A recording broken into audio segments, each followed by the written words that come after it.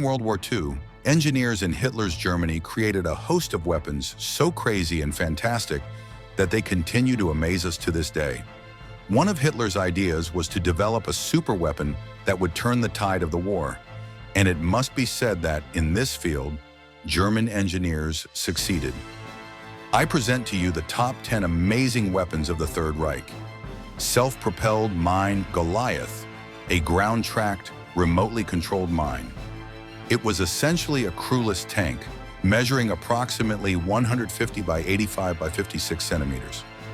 This mine carried 75 to 100 kilograms of explosives and was designed to destroy tanks, infantry formations, and buildings.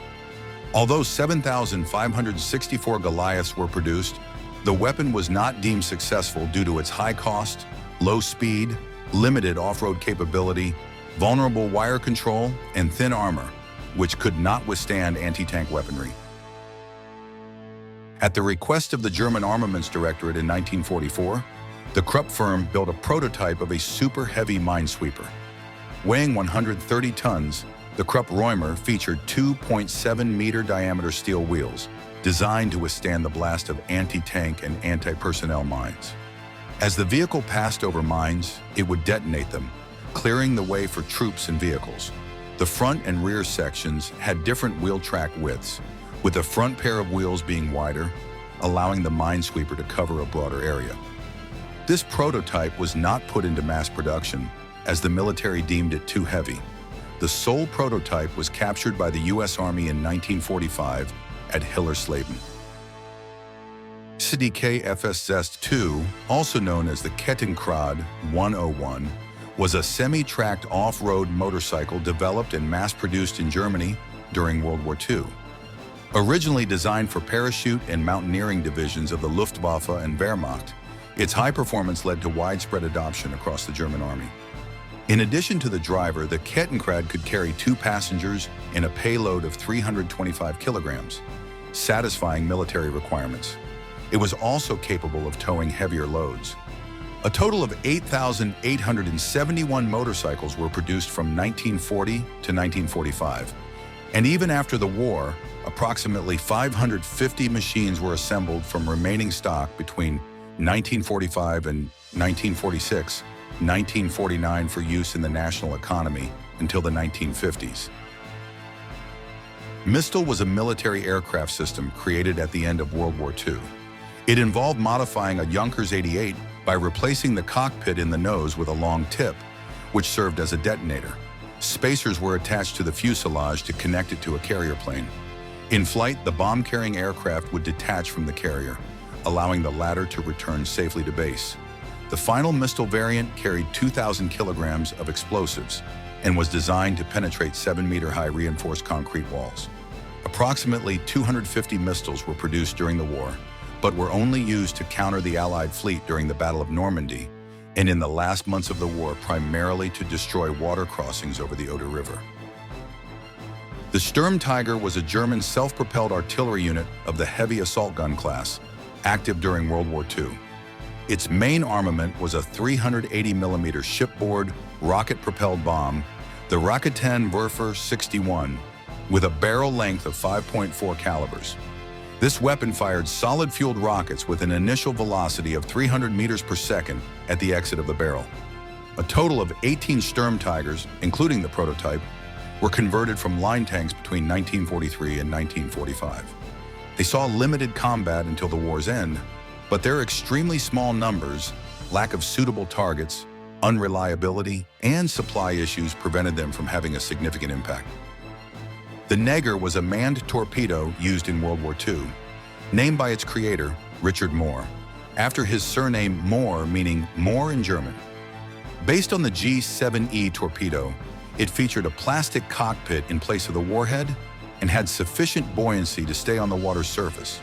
It carried another G7E torpedo suspended below. With a range of 48 nautical miles and a displacement of 2.7 tons, the pilot navigated using a wrist compass and a Dreiger breathing apparatus. The war torpedo was deployed and launched via a lever in the cockpit. Although not designed as a kamikaze weapon, it was not uncommon for the Neger to fail to detach from the main torpedo, leading to the pilot's demise. The first units entered service in March 1944, with about 200 devices built in total. However, they did not significantly impact naval battles, only succeeding in destroying 1 cruiser, 1 destroyer, and 3 minesweepers. The Dora was a unique super-heavy railroad artillery piece developed by Krupp in the late 1930s, designed to destroy the fortifications of the Maginot Line in the German-Belgian border.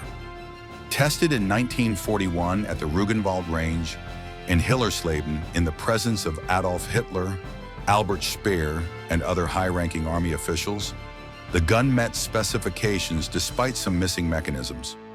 Weighing over 1,350 tons, it had a barrel length of 32 meters and a caliber of 807 millimeters. It fired 7-ton shells to a range of 25 to 37 kilometers. The Dora was used in the assault on Sevastopol in 1942, but with limited success.